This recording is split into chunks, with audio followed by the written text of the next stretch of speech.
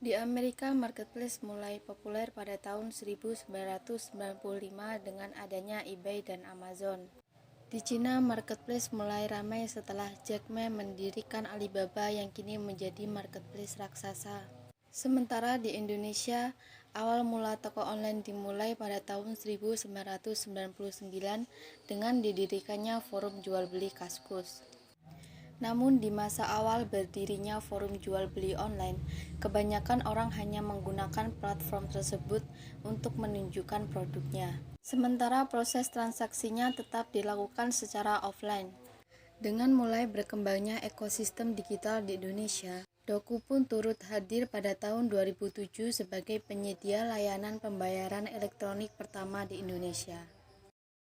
Shopee adalah perusahaan yang berasal dari Singapura dan telah menjadi juara marketplace di kawasan Asia Tenggara. Selain itu, Shopee juga memiliki kunjungan yang sangat tinggi dengan total hampir 197,8 juta kunjungan per bulan. Walaupun demikian, Shopee masih di bawah naungan dari perusahaan SIA Group yang saat ini sudah memiliki izin operasi di 8 negara termasuk Indonesia, Singapura, Malaysia, Thailand, Filipina, sampai dengan Brazil. Tokopedia adalah marketplace yang didirikan pada tahun 2009 bulan Februari oleh William Tanuwijaya. Tokopedia ini telah menjadi salah satu marketplace asal Indonesia dengan memiliki total kunjungan sampai 72,4 juta per bulan. Selain itu, Tokopedia juga menjadi salah satu startup unicorn Indonesia yang sudah memiliki pendapatan lebih dari 1 miliar dolar Amerika. Berikutnya adalah Lazada yang telah berhasil menjadi salah satu inspirasi berdirinya marketplace di kawasan Asia. Marketplace Lazada didirikan pada tahun 2011 yang pada waktu itu didanai oleh Rocket Internet. Lazada mulai berpikir untuk melakukan ekspansi ke Asia Tenggara pada tahun 2016. Namun pada tahun 2016 tersebut, Lazada secara resmi diakuisisi oleh raksasa e-commerce Cina yaitu Alibaba. Walaupun demikian, pada akhirnya Lazada menjadi salah satu marketplace di Asia Tenggara dengan memiliki kunjungan yang sangat besar dengan total 161,7 juta pengunjung per bulan. Selain itu, Lazada juga bukan hanya beroperasi di Indonesia saja, tetapi Lazada juga hadir di berbagai negara Asia Tenggara seperti Thailand, Filipina, Singapura, Malaysia, dan bahkan Vietnam. Sebenarnya masih banyak sekali contoh marketplace baik itu Indonesia maupun global. Namun contoh marketplace di atas adalah marketplace dengan kunjungan terbesar dan telah banyak dikenal oleh masyarakat luas. Jadi seperti itulah ulasan terkait dengan apa itu marketplace secara lengkap, dimulai dari pengertian, sejarah, sampai dengan contoh dari marketplace. Nah, selanjutnya saya akan mewawancarai salah seorang pengguna marketplace Shopee, Tokopedia, dan Lazada. Simak video berikut ini. Selamat siang, perkenalkan nama saya Retno Nur Hasana dari kampus Timbaldika Surabaya, jurusan akuntansi S1. Di sini saya mau mewawancarai terkait online shop. Mungkin bisa diperkenalkan dengan Mbak siapa dan sekarang bekerja di mana? Oke, perkenalkan nama saya Diva. Saat ini saya sedang bekerja di perusahaan CV Aralia Indonesia, yang dimana perusahaan tersebut itu berfokus di produk fashion pria. Apakah memulai bisnis online shop perlu modal yang tinggi? Untuk bisnis online shop tersendiri itu kan ada banyak, jadi mulai dari bisa produksi sendiri, kemudian reseller gitu kan, beli produk di luar kemudian dijual sendiri, kemudian yang terakhir ada dropship. Itu tergantung, kalau semisal memang kita ada budget yang lebih kita bisa melakukan produksi, tapi kalau memang budgetnya itu di tengah-tengah ya, middle gitu, itu bisa melakukan reseller atau bisa juga dropship. Jadi sebenarnya bukan harus berpacu pada tinggi rendahnya, tapi tergantung gimana strategi kita mau jualan fokusnya apa gitu. Ya. Bagaimana agar pembeli percaya dengan toko online shop Anda? Yang pasti yang pertama pelayanan kita harus jelas. Kan di sini kan pelanggan kan nggak bisa melihat secara detail ya. Ya. Maksudnya kayak memegang produknya kayak gimana. Jadi kita harus kasih kepercayaan kan ya, tadi pertanyaannya kan. Iya. Seperti kita di sini harus mengandalkan namanya kualitas video sama foto, keterangan harus sedetail mungkin, sejelas mungkin sesuai dengan produknya yang ada. Itu yang pertama. Kemudian yang kedua, kita memberikan testimoni kepada customer. Kan biasanya ada pertanyaan gitu ya, ini betul nggak produknya tuh bagus gitu. Nah itu bisa kita berikan testimoni dari pelanggan yang sebelumnya pernah beli dan memberi testimoni. Nah itu bisa kita jadikan bukti gitu.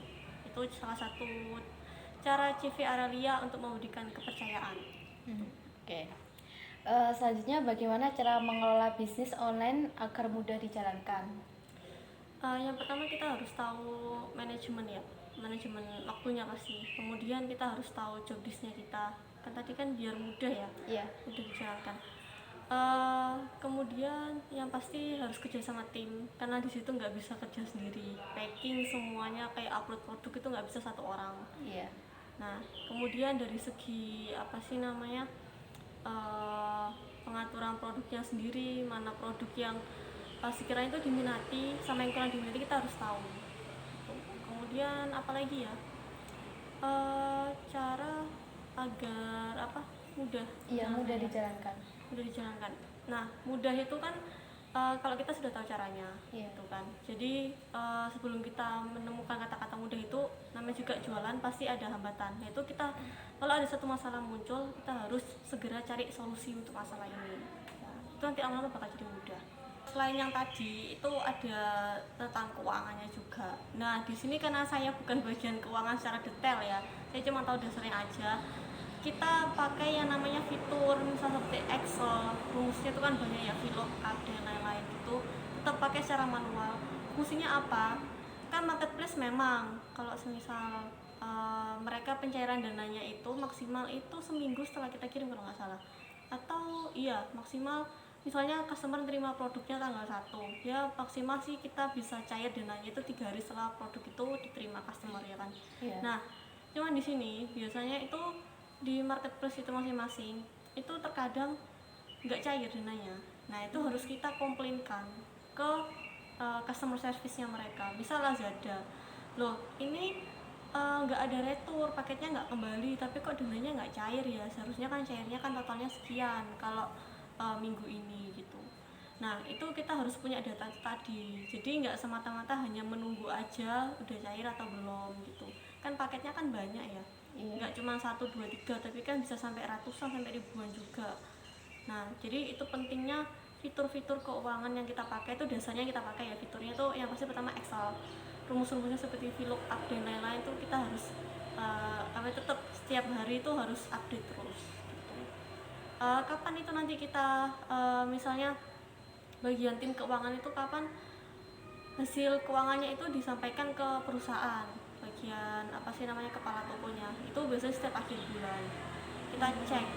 Nah pengeluarannya sebenarnya kita dapat 600.000 tapi kok yang cair cuma 550, lah ini 50.000-nya kemana ya kan, misalnya kayak gitu. Itu wajib kita sampaikan ke pihak CS. Itu salah satu data buat bukti keuangan kita kalau memang ini ada yang nggak beres, ada yang belum cair, padahal ini paketnya udah diterima, bukan paket yang ditolak kemudian kembali gitu, enggak. Di situ itu salah satu fitur yang yang perusahaan CV Aralia pakai, salah satunya Excel secara manual memang. Gitu. Bagaimana cara Anda menghadapi para customer yang cukup sulit seperti tidak percaya dengan produk Anda atau terlalu banyak pertanyaan saat membeli produk Anda? Ya itu wajar nih, karena kan di sini medianya online, jadi dimana customer itu nggak bisa tahu betul megang produknya kayak gimana. Jadi mereka butuh yang namanya kayak mungkin imajinasinya mereka itu harus kita berusahakan kayak ini kayak gini kak yang kita maksud. Jadi mungkin kalau yang kakak maksud itu dengan tekstur yang seperti ini, nah ini bukan seperti itu kak untuk produk yang kita punya. Nah jadi ini kita punya fotonya seperti ini contoh teksturnya, misalnya yang ditanya tentang tekstur bahan gitu ya. Nah kemudian mereka kalau nggak percaya berarti langkah selanjutnya kita harus cantumkan juga di deskripsi ataupun foto kalau kita ini ada garansi 100%. Nah kita harus menyediakan itu, mengaktifkan fitur yang namanya pengembalian barang dan dana.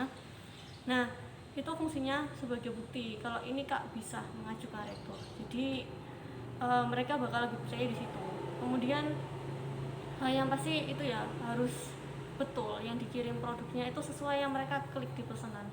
Itu juga salah satunya, karena kebanyakan memang customer nggak percaya dimulai dari itu. Loh, ini produk yang dikirim itu kak, size nya itu yang ditulis itu size nya tuh A, tapi kok yang datang double A gitu misalnya ya kan, padahal sama-sama A, tapi kan ada double A sama A aja, itu customer jadinya kayak kurang percaya. Nah kayak gitu. Kemudian bukti-bukti review itu penting banget. Review dari customer yang sebelumnya pernah beli kasih review itu harus kita apa sih namanya, screenshot untuk jadikan bukti di situ. Kemudian apalagi ya, mungkin follow up. Follow up itu kayak kita memberikan informasi kayak, kak ini sudah kita kirim produknya gitu, nanti tolong dicek lagi ya di video unboxing sebagai bukti gitu. Nah itu cara kita mengatasi customer yang nggak percaya gitu kan. Kan kalau kita sendiri pasti ya sebelum kita masuk di online shop pasti kan pasti kayak gitu kan rasanya, ini bener gak sih dikirim atau enggak gitu. Jadi itu tadi harus follow up. Yang pasti kita yang kalau misal bisa gitu ya, wajib banget sebenarnya itu nge-save nomor kontak mereka. Jadi kalau misalnya kita ada promo dan lain-lain atau launching produk terbaru, itu bisa kita infokan langsung. Kalau gitu kan jalin komunikasi kan lebih enak ya. Jadi mereka bakal lebih percaya kalau oh toko ini tuh lagi ada ini nih. Jadi mereka tuh punya kesan positif banget ke toko kita. Ya, jadi seperti itu tadi wawancara singkat seputar dengan online shop. Jadi kesimpulannya yang pertama yaitu tidak harus punya modal yang besar jika ingin mendirikan online shop. Karena yang pertama itu harus mau menjual produk itu yang seperti apa. Yang kedua, sulit mudahnya menjalankan bisnis online shop itu tergantung bagaimana manajemen perusahaan kita.